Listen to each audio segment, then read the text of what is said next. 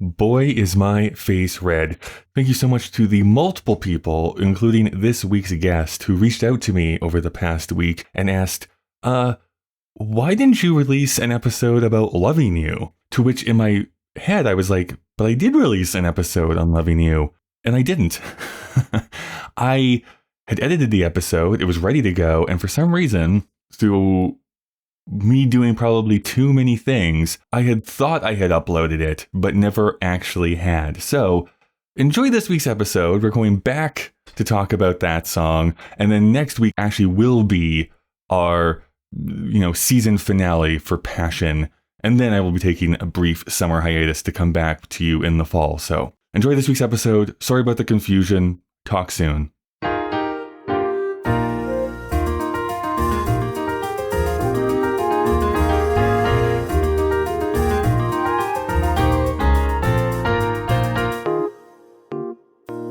Welcome to Putting It Together, the podcast that goes through the entire body of work of Stephen Sondheim, show by show and song by song. My name is Kyle Marshall, your self-described Sondheim expert. Well, we've reached one of the, I'm going to guess, more popular songs within Passion. At least that's what my perception has always been, not being the ultimate Passion fanboy for most of my life. Although I'm getting there, as you can probably hear as we record more and more episodes this season. My love for the show, my appreciation for the show has grown and grown and grown. Before we get to talking about Loving You, and I get to talk a lot about translations in this episode, I do want to read out a piece of correspondence that was sent here to me. This was a DM that was sent to me on Instagram, so you can reach out to me there at the Kyle Marshall. That's my handle over there. But Eric, who was a guest already here this season, wrote to say, I had to comment on you and Alex's question. This was me and Alex asked here last week. Our question about Passion's solo soldier. So there's a transition, and now because I don't have it right in front of me, I forget which transition number it is, but there's a transition where it's only a single soldier who comes out to reprise some of the stuff that has already been sung in the show, where he sings To Feel a Woman's Touch, etc.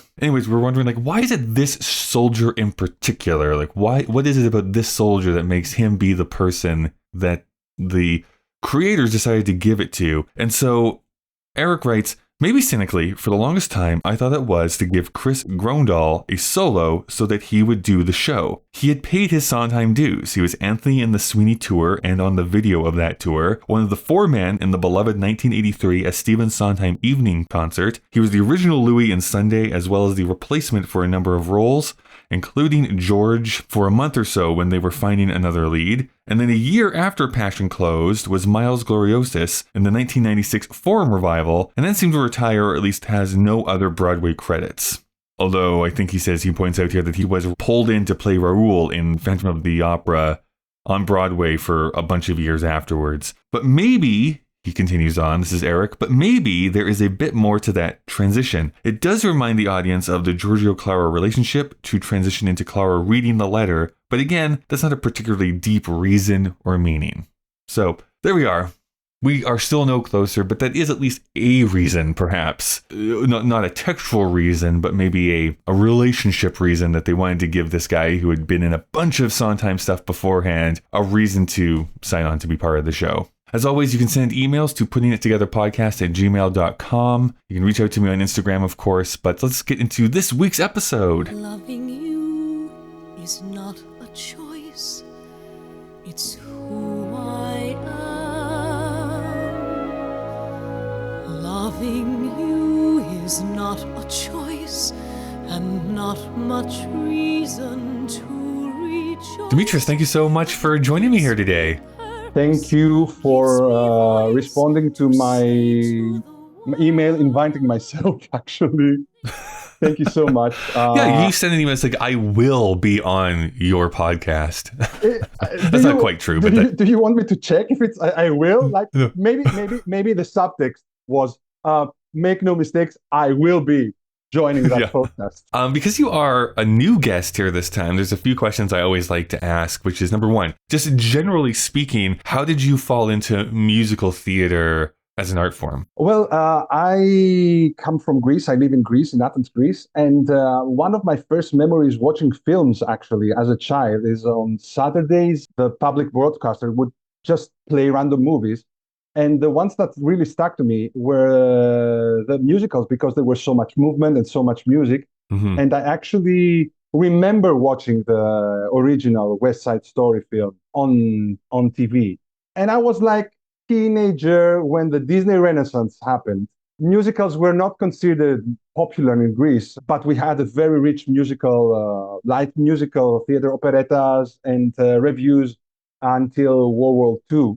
So, but when I was growing up, it was like, musicals are not that popular in Greece. Cut to its season on the stage in Athens, there are 3 to 4 musicals playing. Sorry, not to interrupt too much here, because I'm just Yes. very curious. Are they translated into Greek, or are they just in English or whatever language they were made in? We have the works.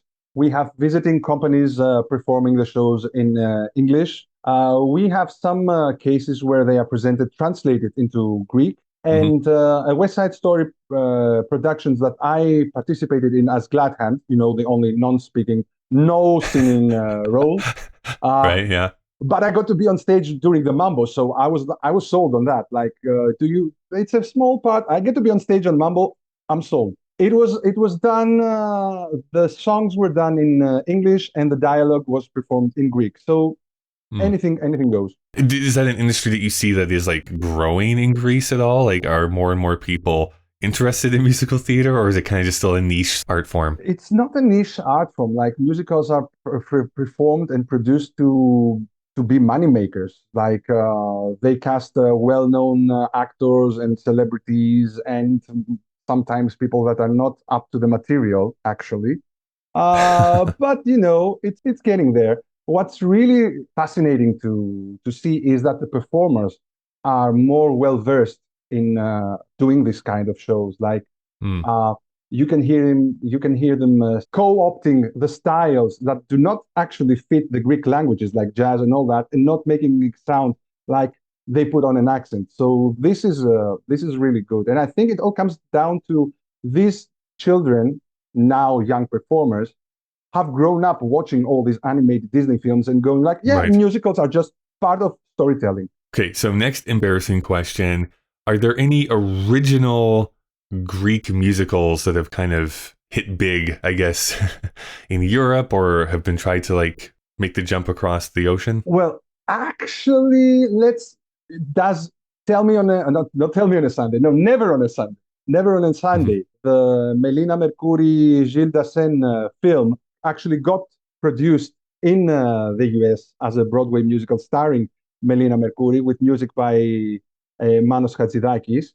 And Stephen Sondheim actually co-wrote some of the new lyrics on this show. It's later in the appendix book, Finishing the Hat, where he has like a little bit of gossip about Melina Mercouri. But actually, no, there are musicals produced by Greek talent, the composers and lyricists and book writers. More and more, they're getting better and better, I'm happy to say. But I don't think they will have any crossover appeal to get translated, to have a course, a trajectory like Les Miserables had. I don't think that's going to happen. If it does, I want to be part of it. Like, I would have. I want to be part of it. I want to be part of it. I mean, obviously, you said that you saw like the original West Side Story movie, lyrics, of course, by Stephen Sondheim. But when was the first time that you recalled knowing who he was? Okay, I actually did not check the name, but it was listening to the Dick Tracy songs. Amazing. Going to what's the song called? I Want More, the More song, and I'm going, oh yeah, more. I'm going, oh, these lyrics are very good compared to the other songs on this album. Like, this is a good song. Like, and I had no idea about the references the song made to Gershwin and all that. I had no idea, but actually understanding and knowing who Stephen Sondheim was and his work came with passion. Interesting. Yes. And it was, I have taken only one trip to the United States, and it was in 1994 when Passion was playing. No, don't get excited. Sorry, you went there to see Passion, or you just stumbled into? I was there. I just saw the big hits. I'm not ashamed to say that. It was Cats, it was Phantom, it Phantom. was Les Mis, and it was Miss Saigon at the Kennedy Center, the national tour. So that was that. And what happened was, like, I stumbled to the Passion CD in one of the record stores here in Greece, which do not have a dedicated musicals. What do you call it? Like category Yeah, type category. of thing. Yeah. They don't have category. Greek word. I should have known. They don't have a category for musicals, so it's usually under original soundtracks and all that. And each month, I would go and check if there is something new. And there was Passion of all musicals in the soundtrack. And I'm going, wait, that's the show that beat my beloved Beauty and the Beast at the Tony Awards. Right. I need to listen to that show. Is it any good? So the first time I listened to the show, I don't remember if it was like 94 or 95. So it must have been something close to that. And I listened to the show and I go, the original Broadway cast recording. I go, what's this crap? This doesn't sound like a musical. Yeah, and the second time I listened, where are the dancing candelabras? Like what's going on here? It's Beauty and the Beast, but it's the ugly chick and the beautiful guy. So it's Beauty and the Beast, the other way around. Funny thing, Cyrano was the other nominated musical that year. So it's Beauty and the Beast all over. That is a weird Tony Award season. Like, it is a very weird Tony Award season. So the second time I listened to it, I'm like, I was such a fool to say this about this work. This is beautiful. This is extraordinary. I cannot believe what I'm hearing. This is something completely new. When I wanted to introduce the show to fellow musical fans and all that, I was like, just think of it as a 50-minute music of the night. And sometimes it worked. Only occasionally it worked. Okay. So wait, so you go to New York and then you actually see Passion or no? No, I don't. Oh, okay. I don't. This was when I realized I was there and could have seen it. And could have seen it. I gotcha. I could have seen it. I was just blaming myself for being such a tourist. But I got to watch Passion. I got to watch the 2010 Dorman production of it. Okay. And it was the 18th anniversary of Stephen Sondheim, and he would have a discussion at the Dorman warehouse before the show, which was sold out.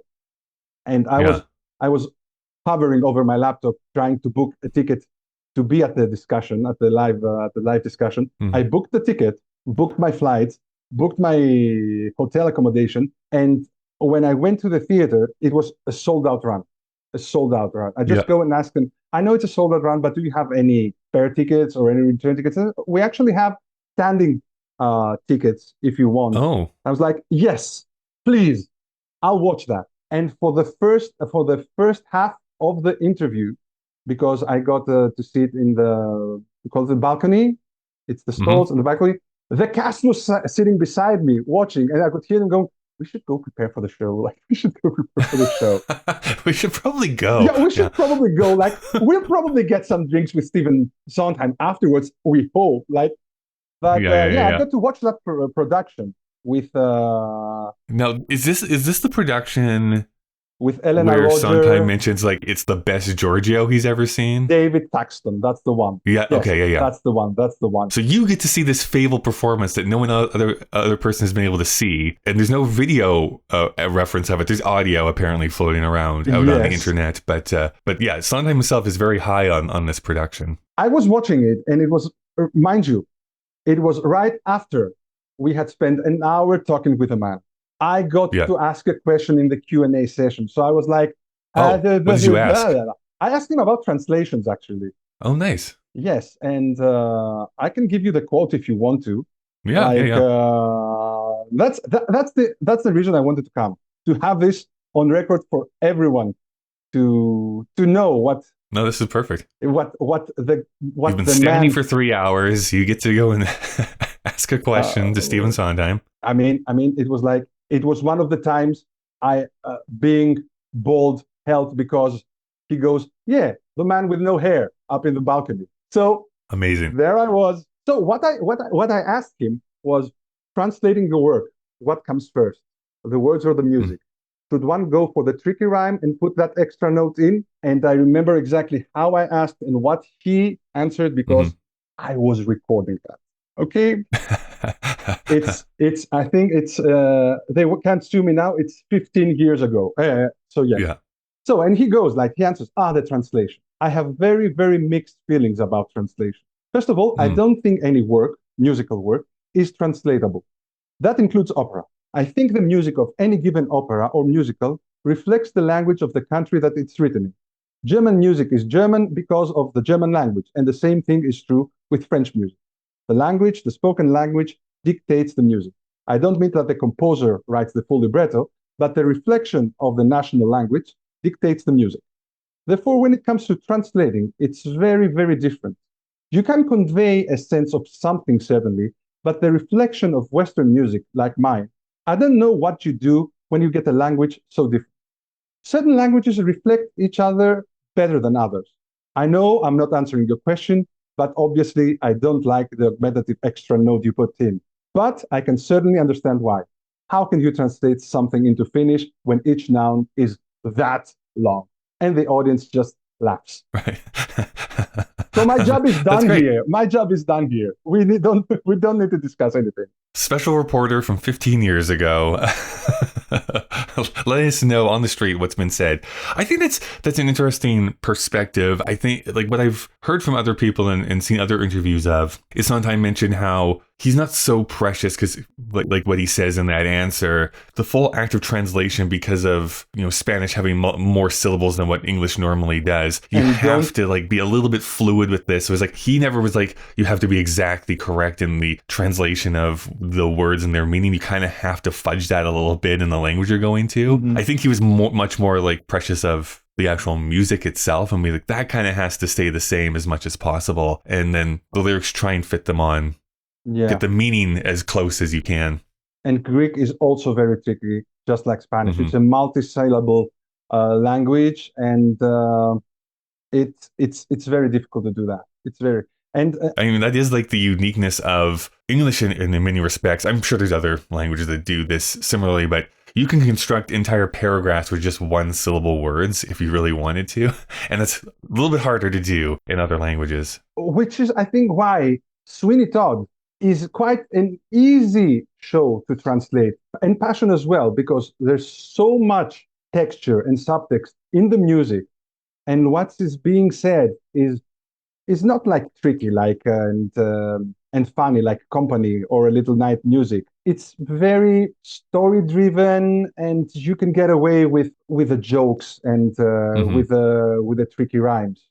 I myself, because I also work as a translator, I think that the tricky rhymes and the internal rhymes and the alliterations and all that, they are part of the texture of the play, of the show. And you should at least try to convey that sense, because it's not just the sound, it's and the meaning, it's the whole thing. Like the music, this text dictates this music, and if you remove this sound, the music doesn't sound as much as it should. How many Sondheim musicals have come to Greece, if any? So there have been several productions of West Side Story. There was the first one. It was translated into Greek. It was into Greek. It was 1995, 1996, something like that. I think maybe earlier. Then there were there was the production I participated in, which was like 5 years ago, which was part in English, part in Greek. And then there was a guest production from. I always get it wrong. I don't know if it was the Opera of Leeds in the UK or of Linz in Germany. I don't know. I don't remember. But it played the open theater beneath the Acropolis, the Herodion. And then there was this 50th anniversary production that was touring in Europe that played in a big venue. So these two, they were in English. Then we had a Greek production of Sweeney, which I was part of as an assistant director, and then got to when it was not revived, it was reprised it played in the summer, and then it had some shows in the winter, 4 or 5 shows. I got to play Pirelli in that one because there wasn't. Yes, that was fun. Like it was. This is like I tried I studied to be an actor. I studied music. I studied singing, but it wasn't the thing I could actually, had the drive to pursue. Like, you see, you go to the theater and say, oh, it's the people on stage that make theater. I want to do that. And it was my gateway, my leeway in, but it wasn't for me. But I had studied the song. I knew the song. I knew the intervals, the tricky ones. So it was, I can do that. I can jump into that role. And it was the perfect thing to do. You have a great song, you die, and you come back for the finale. It's great to do theater like that. You get a showstopper, and you get to rest, and you get paid. And you get to die on stage. Great. I mean, it's perfect. Yes, and you have to pretend you're still alive in the box. Oh yeah, the moving of the hand and stuff like that. Yeah. And then there was a production of Company that was very short-lived. It was supposed to play 2 nights at the open-air theater, but on the second night it rained, and it was a Greek language production. And then there was a Greek production at the alternative stage of the Greek National Opera of Into the Woods, which played like 20, 30 shows during the holiday season.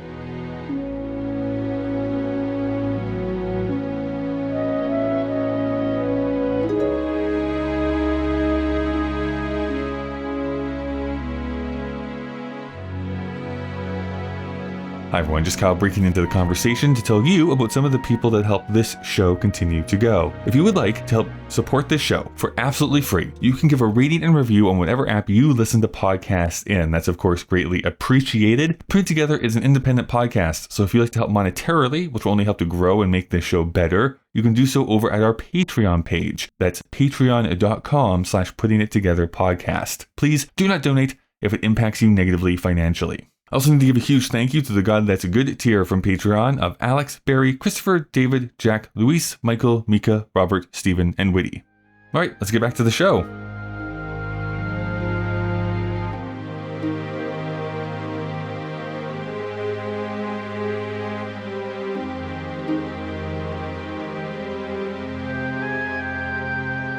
Well, to move into the meat of this episode, what are we talking about here today?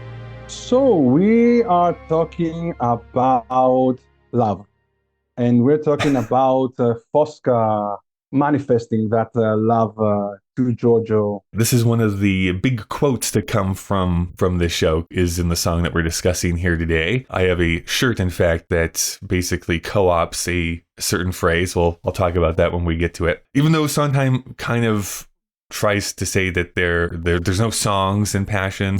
He doesn't like giving them titles. Every album that has been produced has titles to these songs. So it is called Loving You. But if you can recall, what is the lead up to this song in particular? Like what is happening like right before this? So right before this, Giorgio has brought Fosca back from the mountain where she gets ill and he has a nightmare. And because of this nightmare, the doctor gives Giorgio a 40-day leave. So he's on his way to Milan, Giorgio, to meet with Clara.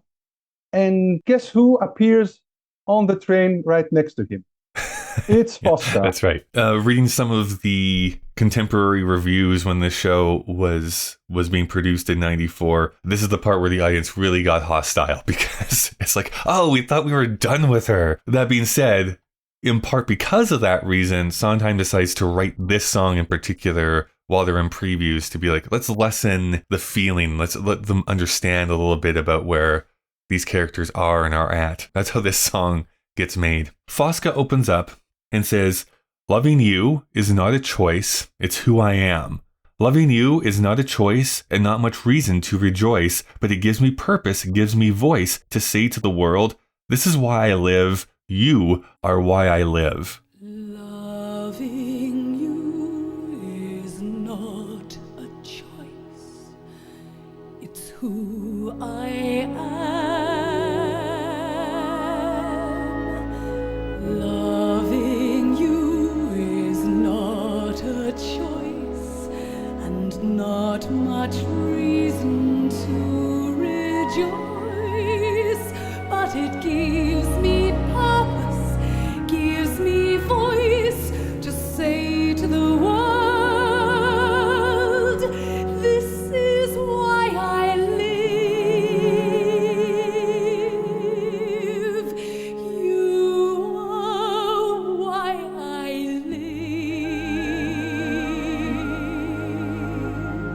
I just want to say that it doesn't read like a song when you read it. It's like a Mhm. monologue. It's like, there you go. I just spill it out. Yeah, this is the Sondheim superpower. I mention this all the time. I think for a lot of his like most famous songs, you could just do it as a monologue if you really wanted to. You could like reinterpret it as just speech that someone is saying. And I was listening to the book scene before that, and it just flows so naturally. Like it's they have the same speaking patterns as when they sing. It's Hmm. that's incredible, and that's what I'm saying about this show. Like this seems to be one of the easy translatable ones because the music does so much storytelling. I think it's no surprise that this song has been like co-opted and has been sung in cabaret shows and has jazz interpretations of it. Like it just the music lends to it. And Hmm. yeah, we have a little rhyming scheme like choice, choice, rejoice, and voice. Yes, we have that, but it's like a kind reminder of the thing you kept saying yourself. Like maybe she's been rehearsing this a little bit. Maybe she Right, yeah, she yeah. she has run these lines through her head. Like she came prepared That's to that is truly the thing that I have noticed and like took from other interpretations. It seems to be that Sondheim uses rhymes very purposefully in this show to mean calculation. Like someone has really thought about it or rewritten their letter a bunch of times so that it's like you're trying to yeah, it's just a very calculated communication that you're doing in this case. So I think you're right. This is her like probably she rehearsed this as she was walking to the train station like, 40 times to know exactly what she was going to say. and I really enjoy how now listening to the original Broadway cast, you don't get much of dialogue beforehand. Listening to that, I was really surprised. Like she doesn't say "I love you," she says "loving you." But Mhm. in the scene before, she said "I love you."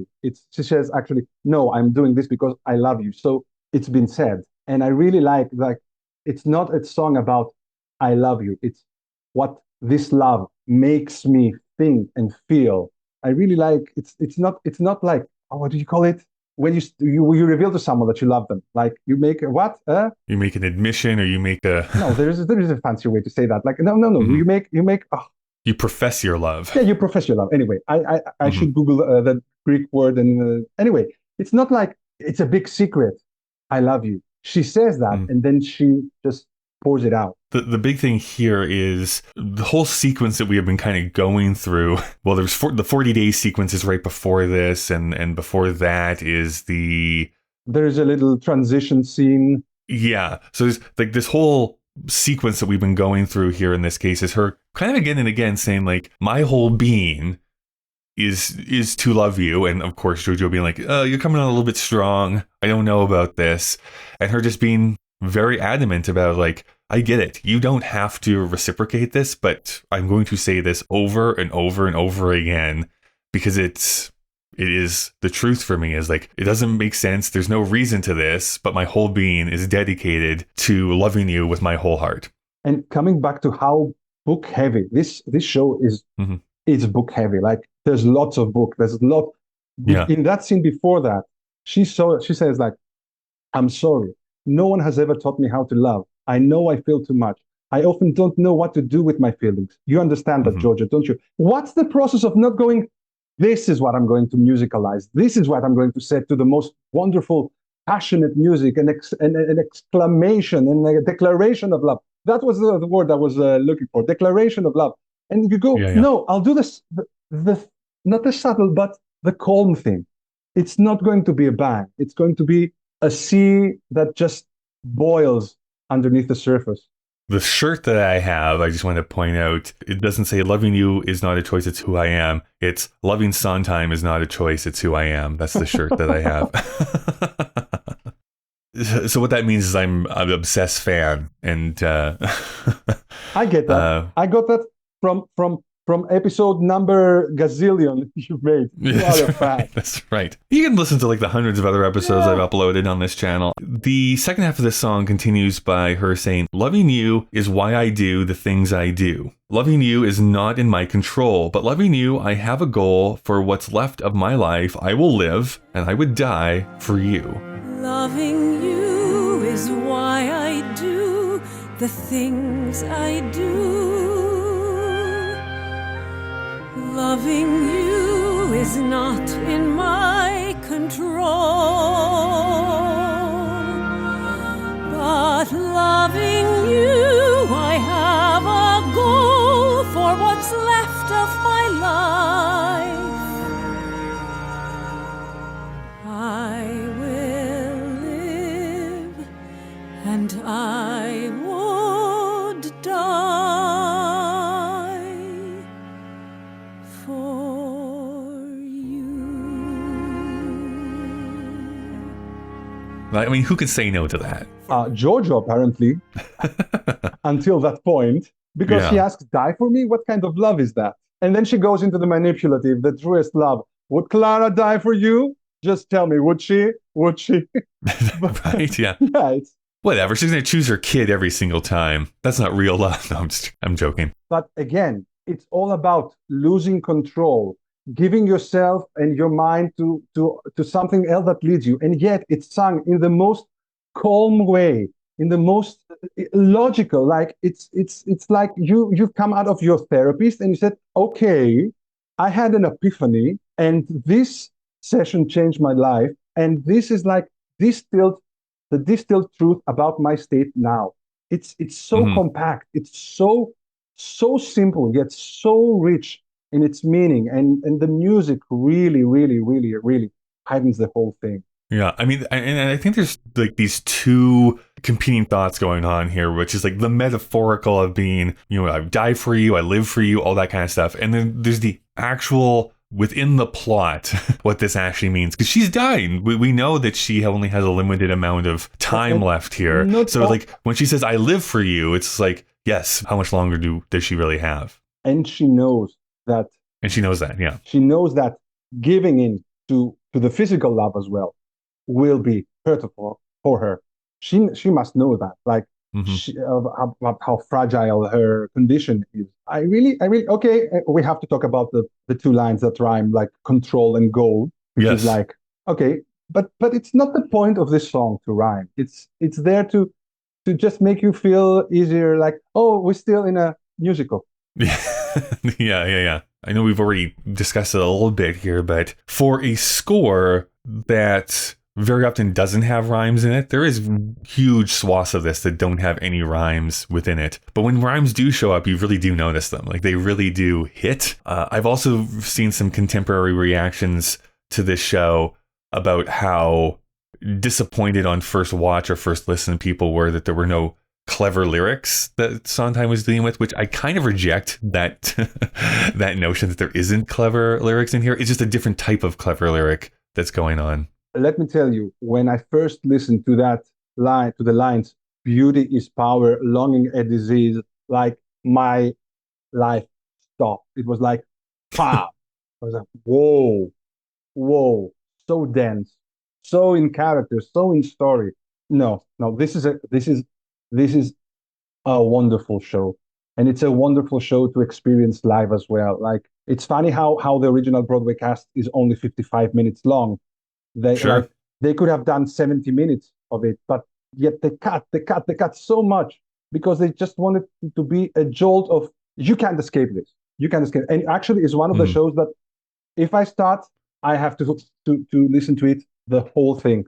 And Sondheim kind of encourages people to do that because he does consider this being essentially one long song that is broken up by book scenes. He thinks that you should kind of listen to it from start to finish, unlike some of his other scores where you can pick out certain songs and listen to. And now we're talking about it. I remember, like, when I told you, like, I would pitch this show to others. Like, it's one musical. It's a music of the night, but it's the whole thing. It's like a music of the night. Actually, it's the bench scene from Carousel. It's a one act show that just mimics how the bench scene from Carousel was written. I really, really, really urge someone to listen to the recordings that have most dialogue in it, because the acting choices get to be different, so much different, and yet they have to be in the mood of the music that follows or precedes it, and it makes for a great listen. Now I want someone to produce Bench Scene, the musical. If you like the bench scene, you love passion. That's right. That's how we'll get them into the seats. Overall, even though this song is not like super, super long, any final thoughts on this song and how it is used within the score? So preparing for this, I was listening to the audio commentary of the DVD, which of course, after listening to the show, I had to order. But the thing was, it was Region 1 DVD, and our laptop was Region 2, so I had to change my. You're only allowed to do this twice, so I switched my laptop to Region 1 to watch that DVD back in the day, and I kept watching it before I have decided now I need to work and I need to switch it back because I have all my other CDs that I can't play right now. And in the audio commentary, Sondheim says he deliberately wrote this song to be this short. He didn't want it to have a second stanza or anything. It had to be to the point and so short. And it reached short. It's 2.5 minutes. So it's a song. It's a full song. It seems short, but it's a full song. For sure. Yeah. I really need to listen to that audio commentary, which I still have not done. It is on YouTube as well, if people want to listen to it themselves. But there's apparently some really good nuggets of information in there. It's a great source of information about the show and how it was produced and about all the trouble they had trying to fix the laughs and all that during Fosca's entrances and all that. Yeah. It's a great monologue for Fosca, and it really is a turning point for the show because you actually start to sympathize for her and you get her point of view. And she's so candid and earnest in everything. Like there is a line that follows this scene where she goes, "In the end, you will see what's beautiful about me." Like she knows. Like it's something like she knows. And the DVD, Donna Murphy is stunning, looks beautiful in that. Oh yeah. It's like I think too, this is one of those, this is of course like the much more like operatic theatrical version of this feeling, but at least I've met couples before where one of them will be like, "Oh, I knew we were going to get married like 5 seconds into meeting," and the other guy's like, "Really? I didn't know that. Like I didn't think that." So it's like that's what it is. It's like this disparity between, it's like, "Oh, I know you're going to be in my life for the entirety of it," and the other person like, "Really?" That's spooky if you claim you did know. Anyway, good for them. Good for them. Listen, we can all hope to be Fosca at least once in our lives. Yes, I wouldn't do the climbing on the mountains. Anyway. That's right. I consider myself more of a Clara. Listen, let's extend our conversation here a little bit because there's these other 2 songs that come after this. The first being, I always get these backwards. Is it Transition 5? Yes, it is. It's Transition number 5. Transition number 5. Just to get out of the way, this is what is spoken here, because it's a man and woman who come on stage who go, "How long were we apart? A month, a week, a day? To feel your touch again, you've never been away." How long were we apart? A month, a week, a day. To feel your touch again. You've never been away.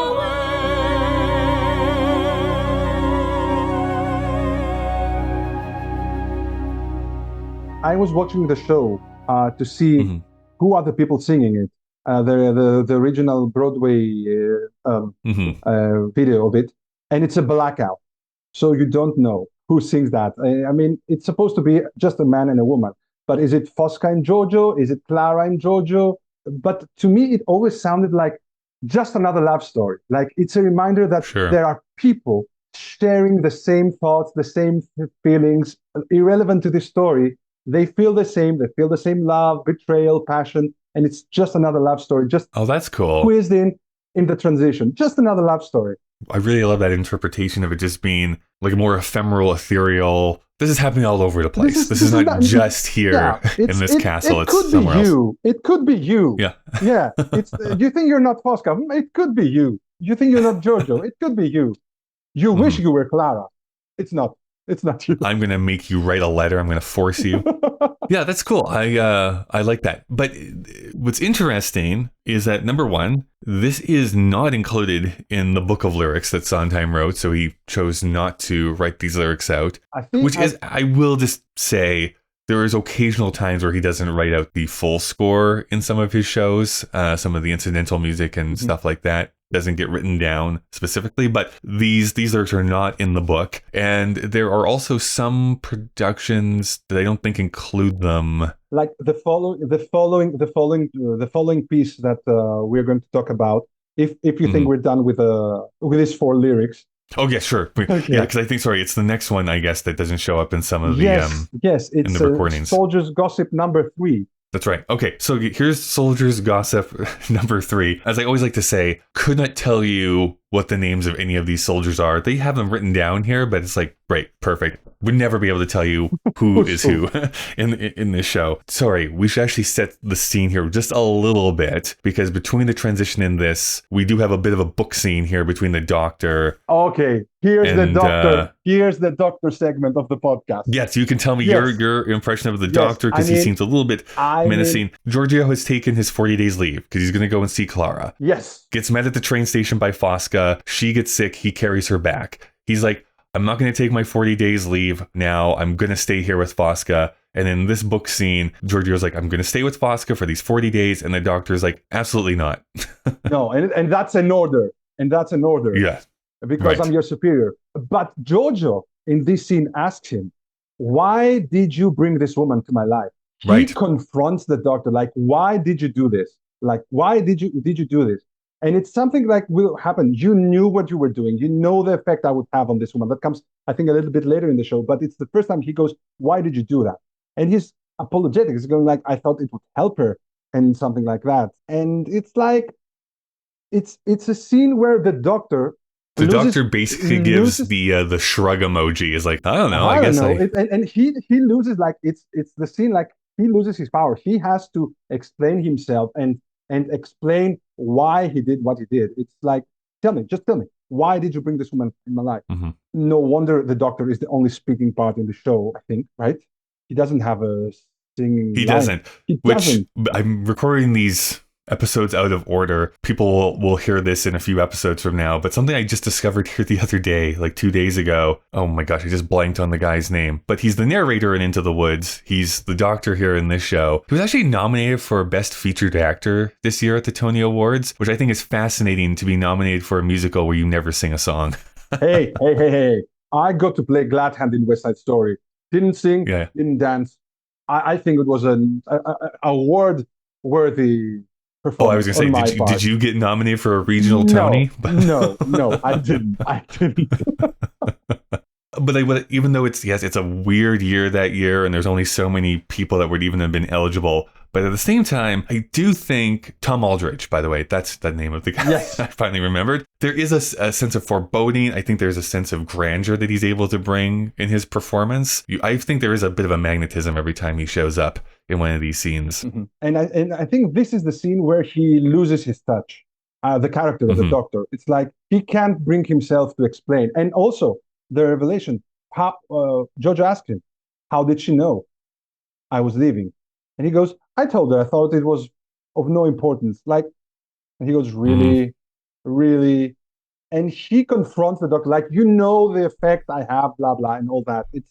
It's a scene, it's a very confrontational scene. And it doesn't solve the mystery of the Doctor, but still. Yeah, the Doctor, you should do a show just on the Doctor, or collect all the bits of these podcasts and do the Doctor episodes. The Doctor cut, yeah. Just call it Doctor Who to get more clicks. That's right. Doctor ... Who. So they both leave. Soldiers come back on stage and they sing this Soldier number 3 kind of transition where they go, 40 days? Where does he get all the luck? 40 days. The man is sick, but 40 days. Yes, he's sick of being stuck in the sticks. Who isn't in Milan? He's gone because it's getting pretty thick with the Signora. Gentlemen, he'd better get out quick from the Signora. Gentlemen, that's not an easy trick with the Signora. Gentlemen, you know what I think? What? We need another drink. I'll say. 40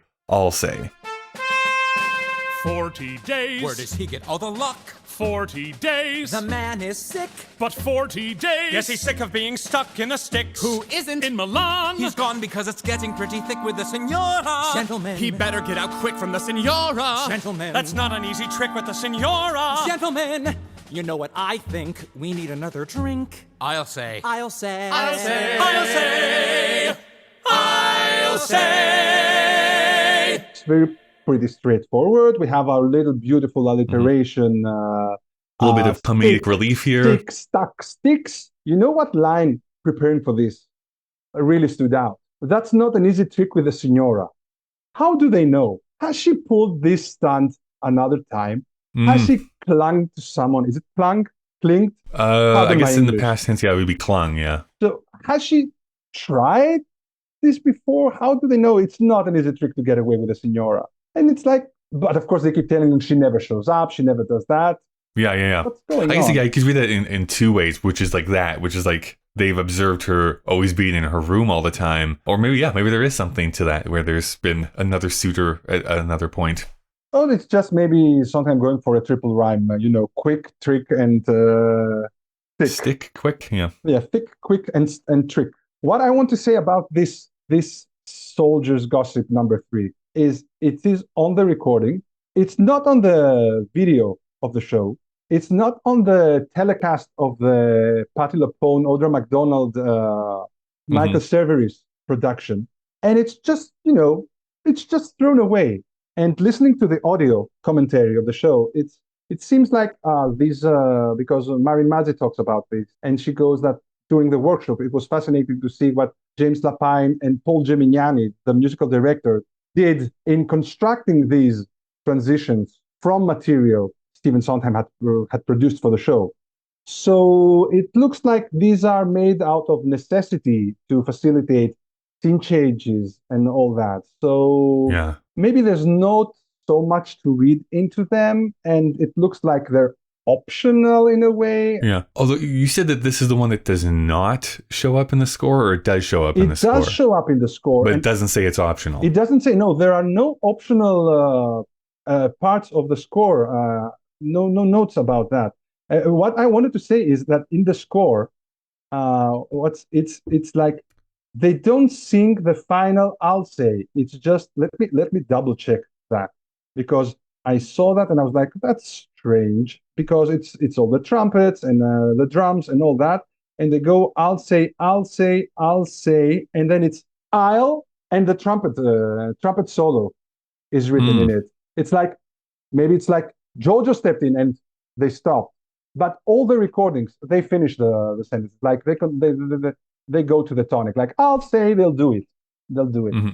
So there's some fun different ways that people can perform this for sure. It looks like that. I mean, again, talking about like that, the use of these being comedic relief within the show, it is. I wouldn't say that any of these soldiers gossip scenes are like me rolling on the floor or anything like that. They're mostly like just gently humorous. But I do like how this one kind of ends. It's like, you know what I think? Like he breaks in. It's like, we need another drink. And then they just go back to drinking, right? That's exactly what we need before we get into like the real heartbreak of this show. And it's like you need a little outside observation of what's going on, because you are also observing. Like you get so if the show is produced in a way you get sucked in, it's a good hey, let's reel it back a bit because you're in for a treat. It's like the parlor songs in Sweeney Todd in a way. Like you need them because it's your last chance to relax a bit, because it's before like this gets real bloody. From now on. I will also say too, what I love about these gossip songs are everyone always thinks they're being like so sneaky. Yeah. Like in relationships and stuff like that. It's like before like there's the official announcement. Like so many people are like, yeah, like we kind of figured something was going on. You're spending all your time together. It's not like this was like a huge surprise or something like that. And I also want to say that it's funny to me, like they choose to include this in the original Broadway cast recording, which I keep repeating. They could have made a 70-minute version of it. They include this, and they cut the little arioso of Clara about something I didn't write you in my letter, where they actually meet with Giorgio, and it's not there in the recording. And it's like, why? I think it has to do with maybe, not only also the sound. You need a palate cleanser. Just you come from all this lyrical thing. Just remember, there's the drums, and there's so much drumming in the show. I mean, if you listen to a complete recording, there's so much more drumming in the show. Yeah, You were mentioning it, but is it the German recording that you hear like the drums like excessively? You hear the drums? You don't hear excessively. You hear them as much as they are written in the score. You hear Okay. like the drummer. You're getting his paycheck, his full services. Like you got them on that recording. Like you got paid. You play this stuff, and it's no, but it's really a very distinct sound that just cuts through. Like you're in this lyrical, melodical environment, and then this trumpet solo and these drums come in, and they just ground you as well. It's like Hmm. it's like you need to change things up. Maybe that's why they For chose sure. this instead of the Arioso of Clara being all lyrical and all that for the recording. I mean, Dimitris, thank you so much for taking some time out of your day, out of like the vastly different time zones that we're currently sitting in. There is a final question that I've been Yes. asking every single person this season. So, of course, this show is called Passion in much more like in the romantic sense, of course. But you can take this question in any direction you want to. What I'm asking is, what is it that you're the most passionate about right now? right now, I'm the most passionate about raising my young son. Mm, I have a 2-year-old boy during this time of recording. I'm in my children and art era right now. sure, sure. So that's what I I was telling you, you should have brought him on. We could have asked him some pressing passion questions. I hum to him. No one is alone to put him to sleep, and Hmm. just the humming will do for now. Yeah. The thing is, I start the humming and then I go into all the other themes of the show, and it's a solo humming performance on my part, and not a lullaby for him. And then you lean close and say, "So this is a leitmotif of the Bean theme, and the Bean theme is actually showing." I'll just put a podcast, and you'll get it. You'll get it. You'll get Yeah. it. But professional wise, I mean, the children and art, that on the art side, I find out that more and more what I'm most passionate about doing for musical theater is I'm past the acting thing. Hmm. I direct now, I translate. Translating is what makes me forget I have to eat. I'm diving into the words and into the music when I do that, and it's something that's very fulfilling, and I'm very passionate about doing it, and I'm very passionate about judging others when they not step up to what's Hmm. needed. That's cool. I love that. What are you in the process of, or if you're allowed to say, what are you in the process of translating currently? So currently, I'm currently what I'm doing is I'm doing a shadow puppet theater opera for children for educational purposes. One very famous, the most famous shadow puppet hero of Greece is called Karagiosis, which is like a broke jack of all trades, and Mm, he always gets into trouble. He has a hump. He's a jester of kind. And the plot of our show is the Vezir's daughter inaugurates an opera house at the Vezir's palace, and hmm. she wants to star in it in Rigoletto. And of course, Rigoletto is a jester with a hump. So it all comes down to Karagiosis gets to play Rigoletto. And the titles of these shows are Karagiosi as a baker, Karagiosi as a financier, and now it's Karagiosis Mhm. as Rigoletto. And I'm translating parts of the Verdi opera into Greek because it's going to be Oh, sung cool. in Greek. Past project I did translating for musicals is like I did the book and songs from Once. I did the Mm. songs from My Fair Lady. And when I thought that was a tough gig, then I got to direct and translate the last 5 years. And Whoa. Okay. that was tough. That was tough. That was a rhythm pattern and a singing pattern that does not fit Greek at all. I think I did a good job. I think I did a good job. Yeah, yeah, yeah. No, that's great. That's cool. Are there at all any recordings of these that people could listen to, even like snippets on YouTube or somewhere else out there? There is a small snippet of a video they did of the National Opera House for Falling Slowly because we were not Mm, allowed to produce the whole thing and right. uh, and promote it as a single or anything like that. So there is a little snippet They did a full video of it. Like they recorded the whole song. It's like I have it, but it's only a small snippet of it. There aren't many Greek cast recordings as well. Like there are of some shows and Greek musicals and all that, and there are just a few original Greek recordings of shows like The Fiddler on the Roof is one, The Sound of Music is one, The King and I is one. But although if you listen to that, you think it's another show because they got so many. How about songs. the most famous? What about the most famous Greek musical, Mamma Mia? Oh, okay. This was produced in Greece as well. It has.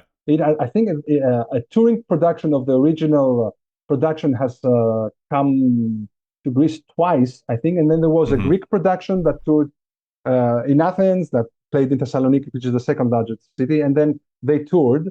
Yes, and actually, what was fun is they had more Greek instrumentations for this show. There was some bouzouki playing out some parts, but it was so funny as an audience member watching this folklore depiction of Greece in Greece.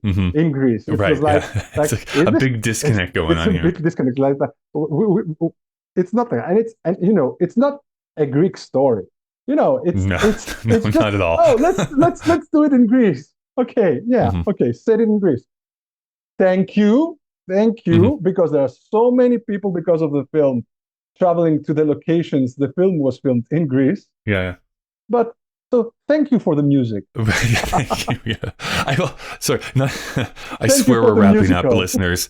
I swear we're wrapping up. But just one last little digression here. I find the whole production history of Mamma Mia so hilariously fascinating, mostly because on paper, it sounds like, well, this is like the dumbest idea you could ever do. And yet I think it's actually one of the more successful like jukebox musicals out there because they actually tried something a little bit different. And of course, it's been like the biggest thing, both on Broadway and in movies and everywhere else. Good for them. Yeah. Thanks, Abba.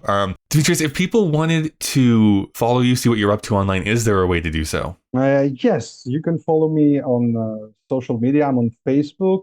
I'm on Instagram. I'm proud to say that I quit Twitter long before it was purchased by a certain millionaire. So sure. You won't be finding me there. And my handle is at Dimit from Dimitris Dimop.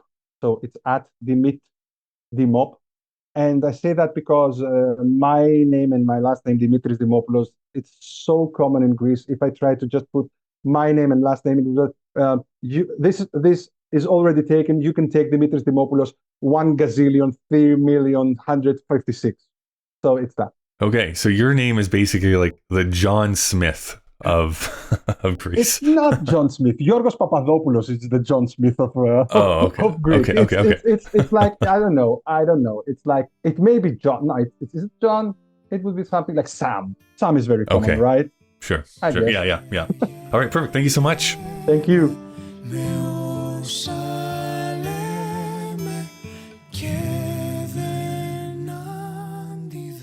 Thank you so much for listening. You can send emails to puttingittogetherpodcast@gmail.com. You can also follow me, Kyle, at The Kyle Marshall on Instagram. This is an independent production, and you can support the show on Patreon by going to patreon.com/puttingittogetherpodcast. Putting It Together is available on Apple Podcasts, YouTube, Spotify, and pretty much anywhere you get podcasts from. Consider subscribing so that you never miss an episode.